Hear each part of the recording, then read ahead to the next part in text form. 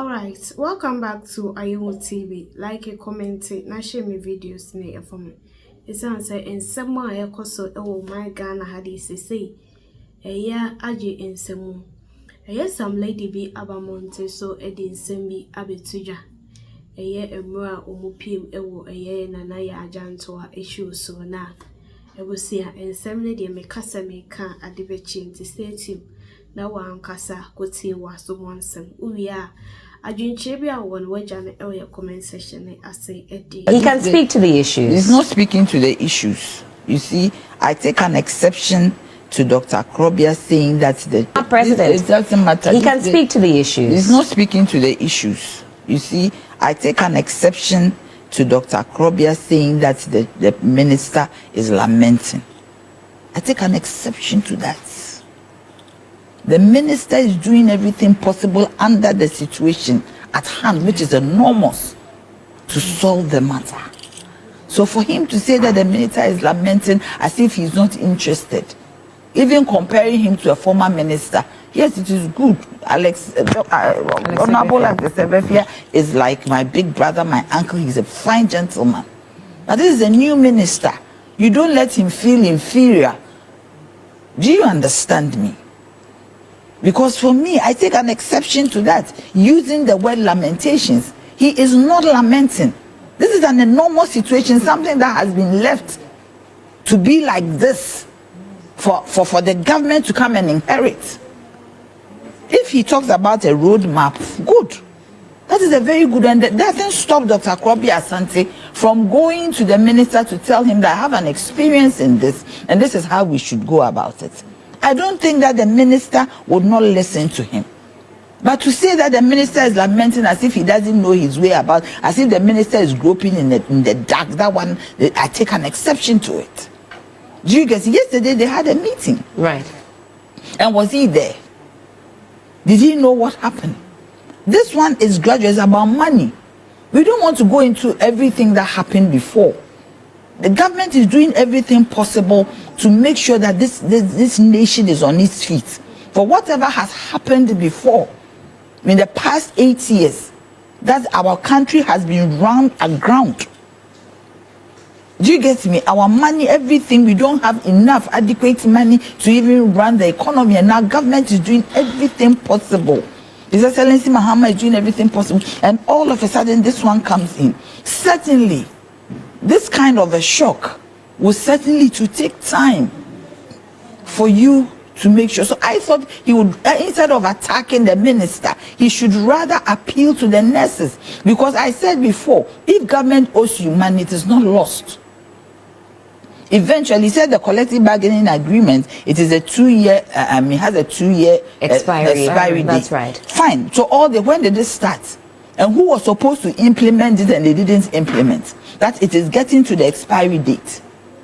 Do you get me? So 9 months ago, going backwards, for what did Dr. Krobena Asante tell the MPP? He, as somebody who has been there before, has a lot of experience, has institutional memory. What did he tell them?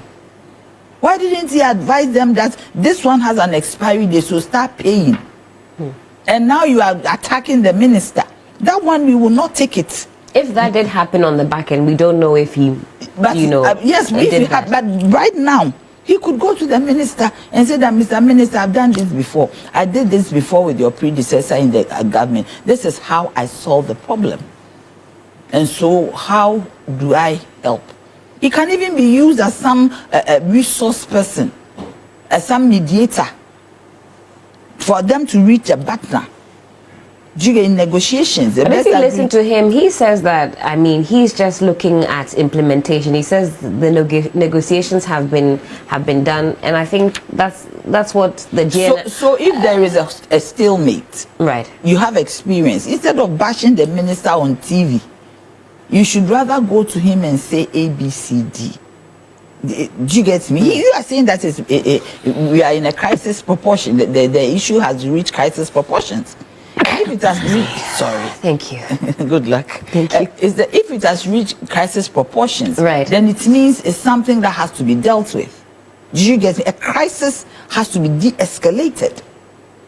So once you have experience, you should help to de-escalate the matter, so that at the end of the day, people will not die. For me, the most important thing, the equation, is the people who are dying. So if you have that experience, for me, it is not right. Unless he was in the meeting yesterday, because the Professional Nurses Association, the president, he came to say that the meeting that they had was good, and he thinks that they should go back to work. Right, that's right. Did you get me? The minister about the midwives and all, he said it. Yes, but he was desperate. What do you expect? He should sit down for people to die? We are pleading with the nurses to go back, but at the same time, there should be a backup, a back four position, a fallback position. We are not doing that. We are negotiating. It is not lamentations. I mean, it is not for you to say that the minister is lamenting. It means he has nothing to do. He's got. You see, that is not right. That is so, like you are talking about Jeremiah in the Bible. Anything that God said, he said, God, this one, hey. This one, hey. That is it. But the minister is not lamenting. He's very sober in his mind. He's very focused in his ways. He wants to ensure that this thing is settled. His Excellency John Dramani Mahama wants to ensure that this thing is settled. If you say the minister is lamenting, the minister reports to the president. So you say the president is also not doing anything. The president is utmostly concerned. And he's doing everything that he can to ensure. You think he's happy that what is happening? He's not. So if you, a citizen, a senior citizen, you also have something to say about it, you have to make an input. You can easily go to the minister. Yes. And I wanted to ask my final question and then come back in studio.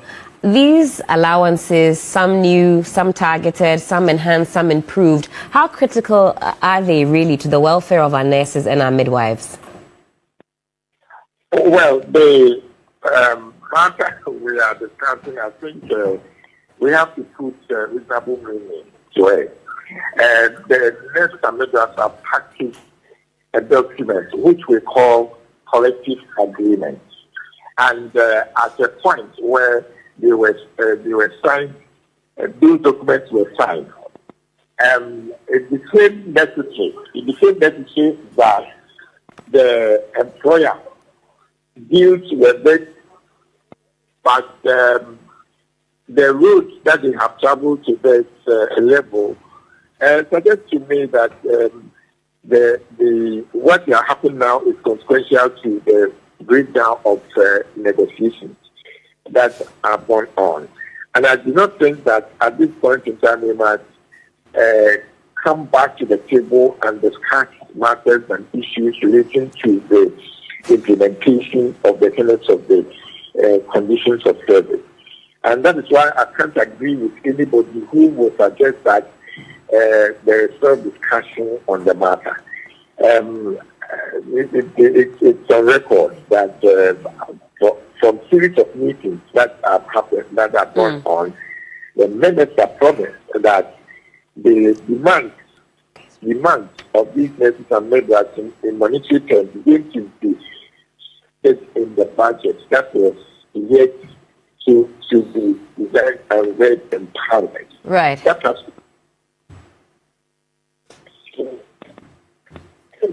why the cause of the confusion here now? And that is why earlier on I suggested that we should do the needful.